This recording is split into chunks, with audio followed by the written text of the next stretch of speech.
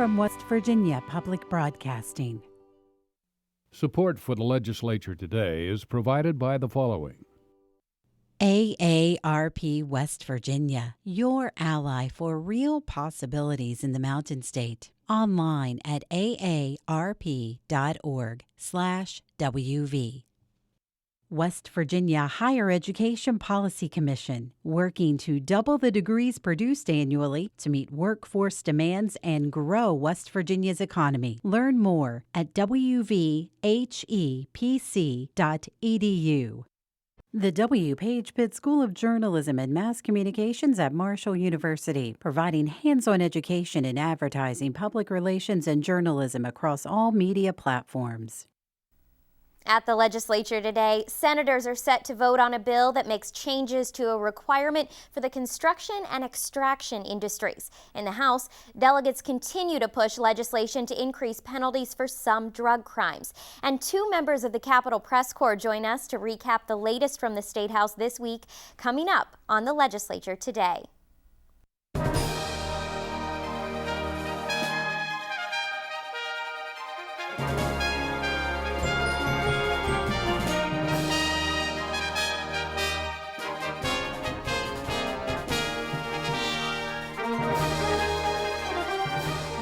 I'm Ashton Mara. Governor Jim Justice is continuing his Save Our State tour, an effort to promote his proposal to raise taxes to close a nearly $500 million budget gap and fund a $2 billion road bond. The tour comes after Justice's second budget proposal was sent to lawmakers Monday. Joining me to discuss that plan and the rest of the news of the week are Brad McElhaney. He's a statewide correspondent for West Virginia Metro News, and Ann Alai. She's the managing editor of the weekly business publication, The State Journal. Thank you both for being here this evening. I appreciate it. Thank you, Ashton. Thank you. Let's start with this budget proposal that we got on Monday from the governor. The second budget proposal. I'm glad you specified that it was Mondays. Yes, the second one we've gotten so far this session. So Brad, you've been writing about it this week. What are lawmakers saying so far? There's some confusion on both sides. The Republicans are wondering, what is the strategy? Did he see polling numbers that he didn't like about the original plan? And Democrats are still adjusting to the idea, I think, because I'm not sure they really got any warning that the budget proposal that they had been backing and supporting was no longer the budget proposal. And now there is a new one that they're absorbing and reporting and supporting also. So the original budget plan was really heavy on an increase in the consumer sales tax, a new tax for businesses. This one adds sin taxes to the mix. And Ann, I know you've been at the State House for a while. The idea of raising the tax on soda or raising the tax on cigarettes tends to go over a little bit better with lawmakers. You're right, and those have been around. Those are the kinds of things that come up year after year, and it sort of depends on the mixture of the legislature and who is going to support that. And, you know, in this kind of a year where everything is, you know, we keep hearing it's a crisis, it's so bad, you can't imagine how bad it is. I get the sense that those may be a little bit easier to swallow than some of the other initial big cuts that nobody may want to look at. Well, Justice keeps saying those things when he's on the road. He keeps saying it's terrible. You're going to kill the state of West Virginia if we don't increase taxes. And that's what we heard again from him today on this Save Our State tour stop in Parkersburg. He's specifically, though, calling on members of the public to call their lawmakers to advocate on behalf of his plan to increase taxes. Brad, does that seem strange to you, or does it seem like a possible way to get this through? Go directly to their constituents and tell them to support the plan. I don't think it hurts, but you know, it's almost like the campaign season that we thought ended in November hasn't actually ended. It's the governor campaigning for what he wants and taking it on the road and suggesting to people that they call their lawmakers. I think there's nothing wrong with calling your lawmakers, but it's interesting that it still seems to be a very campaign-driven scenario that we're seeing. Yeah, It's interesting to me that it's coming from the governor because, you know, year after year, special interest groups, if there's a bill that they don't like, they have no problem saying, call your lawmakers, tell them to support or tell them we don't like such and such bill. I don't know that I've ever seen that come from the governor's office saying to the public, hey, go tell your lawmakers that you don't like this. Well, part of me wonders if there isn't some kind of political plan behind this, that he's going to go directly to constituents and say, ask your lawmakers to support my plan, and then if they don't support it, go back to them and say, remember that lawmaker that didn't vote for it? Look where we are. You shouldn't vote for them. You should vote for someone else. Is there politics behind this, Brad? You know, he hasn't been afraid at all to take them on, and we talked about the new budget being Monday, and there were probably 5 other things that came from him this week. So it's a concerted effort to be out front of this every day, and he's not afraid to make fun of them or get in their faces or give them a clock. Give them a budget countdown clock, which may be one of the things we're going to talk about. But it's every day. And I'm not sure if he cares whether he offends them or if he's just up in their faces. Right. Of course, we had the knuckleheads comment at the beginning of the session, and then during the Metro News town hall, it kind of went after Ryan Fearns, the Senate Majority Leader, a little bit. But let's talk about that budget clock, because it's a very large screen that's sitting right outside the governor's office. And you know, they've got a digital version online. And it's staring at everybody right as you walk in. And Senator Prezioso, he was the Finance Committee chairman for a long time. He told our reporter Rusty Marks this week, I don't mind it. He said, maybe we do need to see it. Yeah, no, it's a constant reminder. But what's interesting, though, is that, you know, we hear this from Democratic lawmakers on the floor, right? What's the plan? When are we going to see your plan to Republican leadership, to the Republican leadership? But we're also now getting that pressure from the governor, and that's not the traditional budget process. You know, we get a budget at the end of the session after they pass all of those bills that have some kind of financial impact. They go back the day after, that Monday after the regular session, and they finish up the budget and they get it done. And this year, you know, well, the past 3 years, I really think since Republican leaders have taken office, there's been this amazing pressure from the Democrats to get that budget out there as quickly as possible. And the Democrats know that that's not how it works. Right. And the budget has been harder and harder, I think, to put. I'm not in there doing it, but I think the budget has been a harder situation year after year.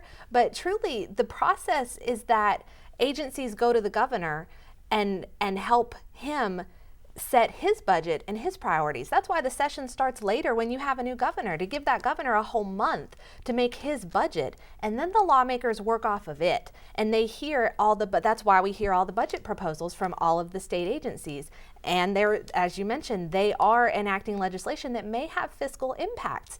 I wonder, you know, if every 2 weeks the governor comes out with a different budget, how are the lawmakers supposed to work off of it? Yeah, that's true. I want to make sure we get to, though, the big announcement from, well, I guess it's not technically an announcement, but the fiscal note that was attached to the Senate's tax reform bill that came out last night.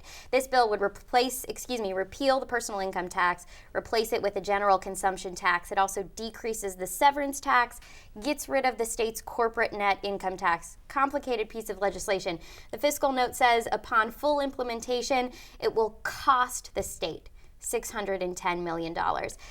Brad, you spoke with Senator Robert Karnes today, who's chairing that Senate Tax Reform Committee. This is his bill. What did he have to say after that note? Yeah, well, that's not normally news you'd want to hear, right? But he was not devastated at all. He still seemed pretty optimistic, and they've been meeting on Friday afternoons. That's my Friday afternoon date. But they moved their meeting to Monday. It's going to be 9 a.m. Monday so that they can absorb it. But he says it's not dead, not something that's going to necessarily dissuade them, but he does say they have to adjust. So we're talking about adjusting the tax rates that are in the bill? Big adjustment, right? Yeah. That's a massive adjustment. I mean, $610 million. Where do you find that? The politics of that bill is pretty interesting because it's coming out of the Senate and it's got some true believers, although one of the original co-sponsors, Patricia Rucker, already backed off. She took away her sponsorship. The Senate Finance Chairman is not sponsoring that bill. And the House is pretty wary of it, I think, on the other side, because as Ann mentioned to us earlier, that's the home of Tim Armstead, the Speaker, who really worked hard for many years to do away with the food tax in West Virginia. And this puts the food tax right back in there at that consumption tax rate. Brad McElhaney with West Virginia Metro News and Ann Eli with the State Journal. Thank you both so much. Thank you, Ash. Thank you. Democratic senators attempted to make changes on the floor today to a labor bill they say could negatively impact workers. The bill will be up for a vote by the full chamber Monday. Senate Bill 224 gets rid of the requirement for employers in certain industries, including mineral extraction and construction, to bond the wages and benefits of their employees for the first 5 years of operation. The bond is money paid to the state that would cover a month of wages and benefits for employees if the business closes. Under current law, only construction companies or businesses that extract or transport minerals like coal or natural gas have to create this type of bond. Democratic Senator Glenn Jeffries owns a construction business in Kanawha County and says getting rid of the wage bonds altogether worries him. That's why he attempted to amend the bill on the floor. Mr. President, rather than repeal the wage bond, my amendment would keep the requirements intact, but instead reduce the number of years for the bond from 5 to 3 years. Democratic members of the chamber stood in support of the amendment, pointing to the protections it provides workers, especially in bankruptcy proceedings. That was Senator Doug Facemeyer's concern, who questioned one of the bill's sponsors, Senate Judiciary Chair Charles Trump. The point of the matter of this whole thing is, it is our job as legislators to protect the people. Is that correct? It's our job, what? As legislators, to pass legislation to protect the people. We do. We also have an obligation, but let me answer the gentleman's question. We also have an obligation to pass legislation that allows people to start businesses in West Virginia without unreasonably expensive barriers. We need jobs in this state. Yes. We need to promote that economic development, and this bill will do that. Senator, I agree with you, but the fact of the matter is, and the truth of the matter is this. If you don't have enough financial wherewithal to get a $200 bond, you shouldn't be in a business and put people in the liability situation that you're going to put them in. And we seem to understand that $1,500 might be the difference in keeping a man's house or things like that. And it just seems to me like that the good to come out of this is not worth the problem and liability that we could cause the working people who don't have the ability to do the other things. See, something like this could actually force them now to have to file bankruptcy. Although Facemeyer pointed to complex bankruptcy proceedings, Trump maintained the process an employee must go through to get the bonded wages isn't simple either, and can take weeks to complete. I'm just saying this, Senator. I think that the good way outweighs the bad in keeping this in place for those people who go to work every day and the only thing they're guilty of is showing up. They've done their job, they've done what they were supposed to do, and I think they're entitled to their pay. I will concede this point. If you look at it solely from the perspective of a worker whose employer didn't pay his wages, he or she would say, yeah, it's worth it. But I believe our responsibility is to look at the greater good, for the whole, for the economy, for the state as a whole. And I think the opposite. I disagree with my colleague. I think that West Virginia needs to move in the direction of Maryland, Pennsylvania, Virginia, and eliminate this expense and impediment to people that would start these businesses in West Virginia. Facemeyer responded he's not worried about workers in Maryland, Pennsylvania, and Virginia, but workers in West Virginia.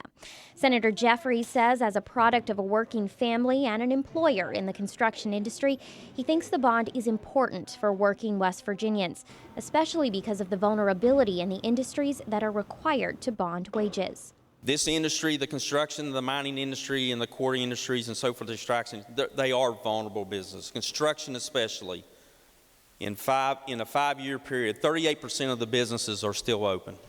38%. Someone's going to lose their wages or something's going to happen.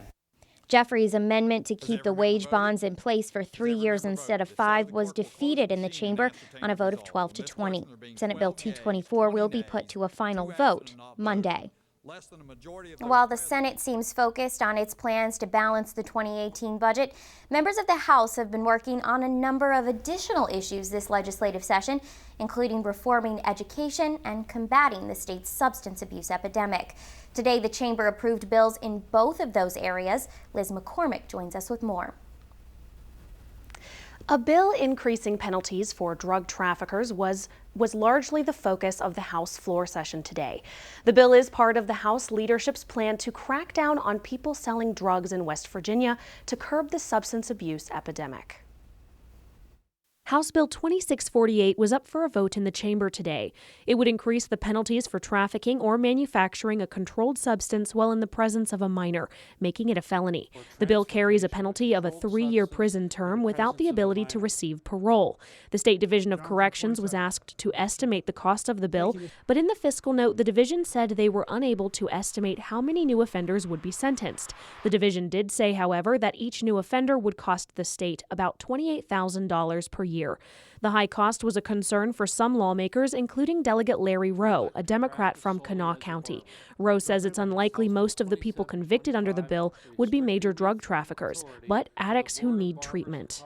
Every single day we've been in here, except the first few, we have had a bill to raise the penalties on a crime that already exists.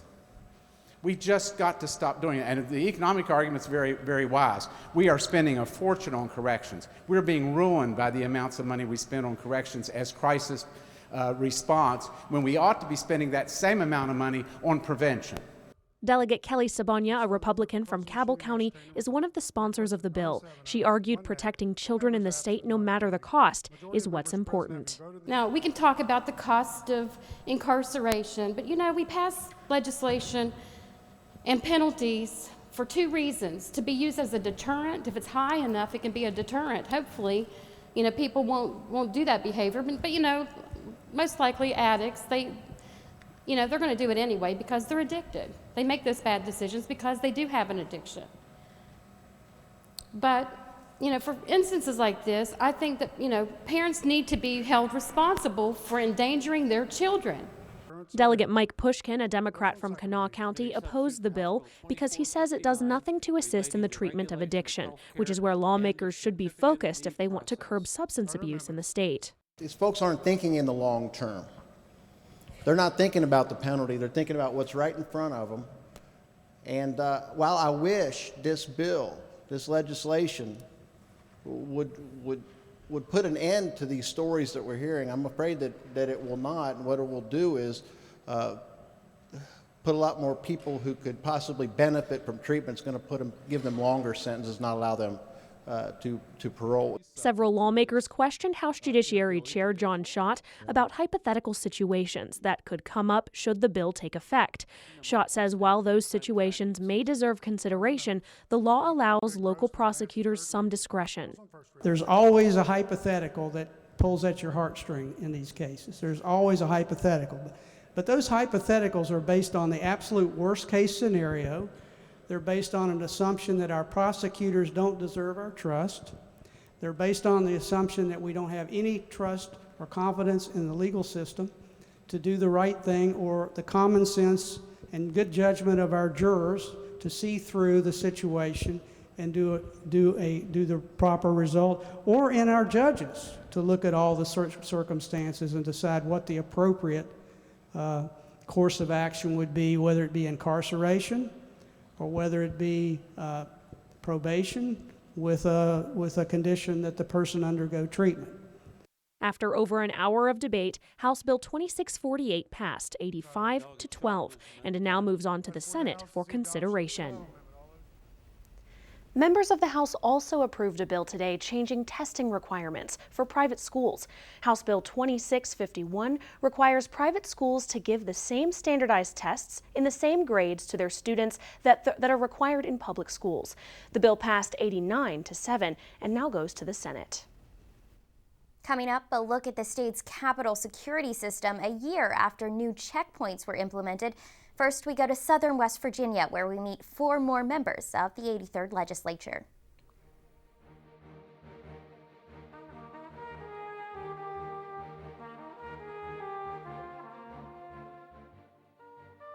Ron Stallings was elected to the West Virginia Senate in 2006. He is a Democrat from Boone County and represents the state's 7th senatorial district.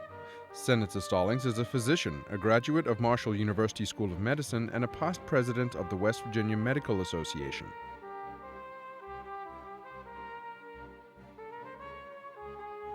Rodney Miller is a first-term member of the House of Delegates. A Democrat, he represents the 23rd House District. Miller is a retired sheriff of Boone County. He also serves as the executive director of the West Virginia Sheriff's Association.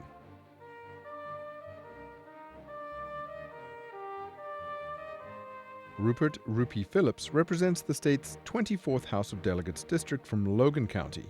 He was elected to his seat in 2010 as a Democrat, but switched his registration to Independent in January. Delegate Phillips serves in the U.S. Air Force and works as a sales manager for a mining equipment company. Rolf Rodriguero is a Democrat from Logan County. He represents the state's 24th House of Delegates district. Delegate Rodriguero was elected in 2006 and served through 2010. He won re-election to his seat in 2014.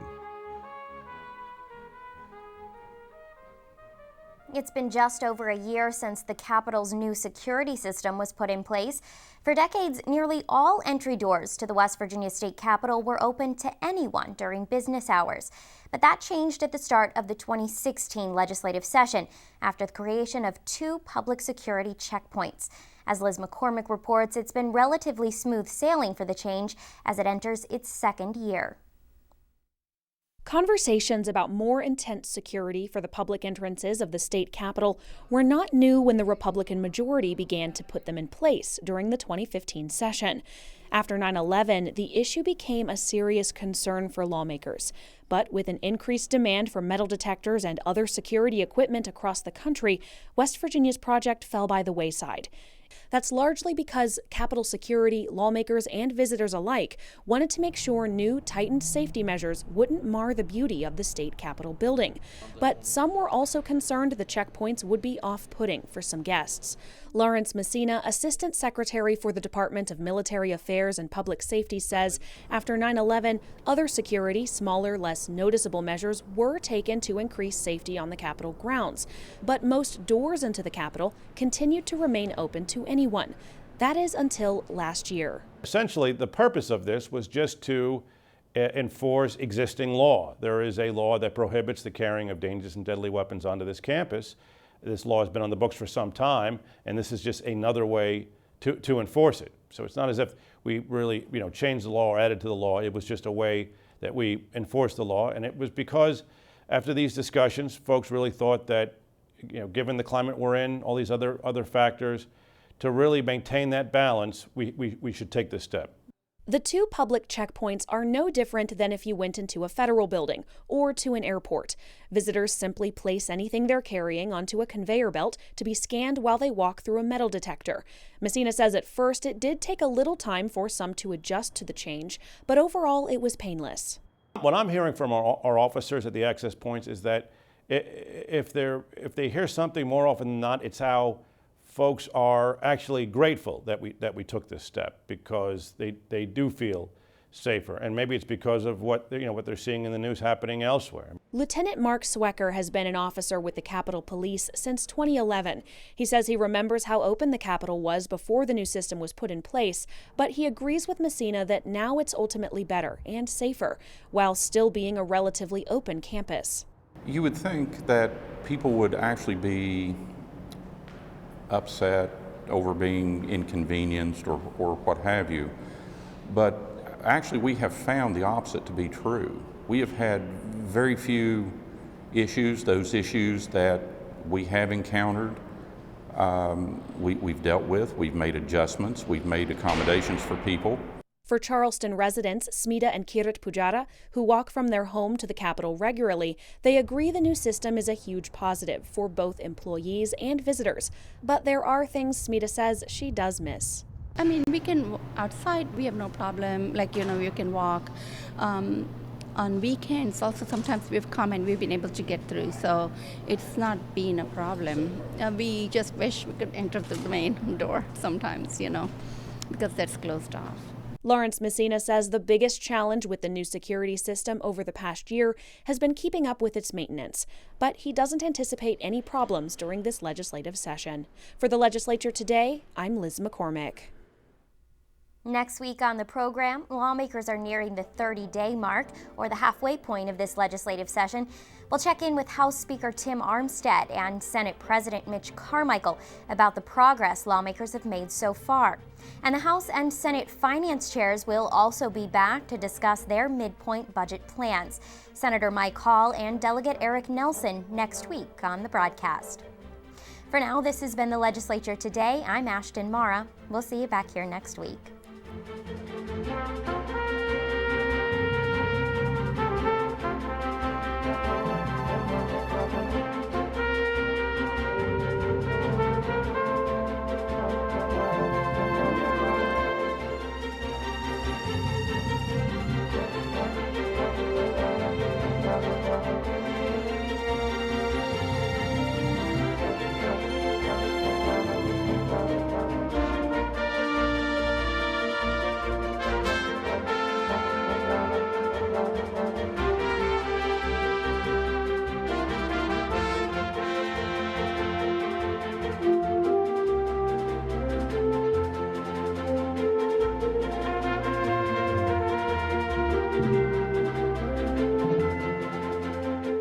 Support for the Legislature Today is provided by the following. AARP West Virginia, your ally for real possibilities in the Mountain State. Online at aarp.org/WV. West Virginia Higher Education Policy Commission, working to double the degrees produced annually to meet workforce demands and grow West Virginia's economy. Learn more at wvhepc.edu.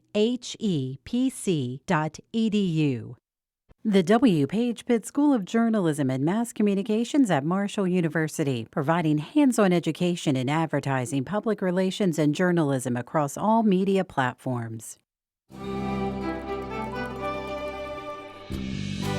From West Virginia Public Broadcasting.